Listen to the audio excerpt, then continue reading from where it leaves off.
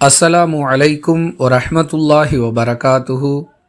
ஒருவர் ஒரு தொழுகையை மறந்துவிட்டால் நினைவு வந்தவுடன் அதை அவர் தொழுது கொள்ளட்டும். இதை தவிர அதற்கு வேறு பரிகாரம் இல்லை என்று அல்லாஹுவின் தூதர் ஸல்லல்லாஹு அலைஹி வஸல்லம் அவர்கள் கூறியதாக அனஸ் ரலியல்லாஹு அன்ஹு அவர்கள் அறிவிக்கிறார்கள். நூல் புகாரி, ஹதீஸ் எண் 597. அன்பிற்குரிய அல்லாஹுவின் நல்லடியார்களே, மனிதன் மறதியாளனாக படைக்கப்பட்டிருக்கிறான். மறதி என்பது நம்முடைய கட்டுப்பாட்டில் இல்லாத ஒரு அம்சம். எல்லோருக்கும் ஏதாவது ஒரு விஷயத்தில் மறதி ஏற்படுவது இயல்பு. அந்த வகையில் சரியாக தொழுகையை நிறைவேற்றி கொண்டிருக்கக்கூடிய ஒருவர் ஏதோ ஒரு சந்தர்ப்பத்தில் மறதியின் காரணமாக ஏதாவது ஒரு தொழுகையை விட்டுவிடக்கூடிய சூழல் நிச்சயம் ஏற்படும்.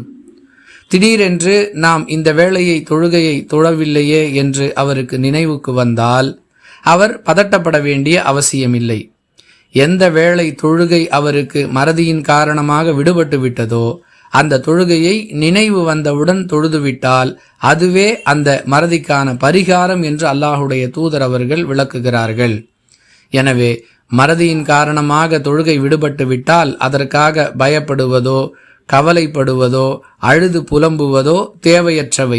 மாறாக நினைவு வந்தவுடன் விடுபட்ட தொழுகையை தொழுதுவிட்டால் போதும்.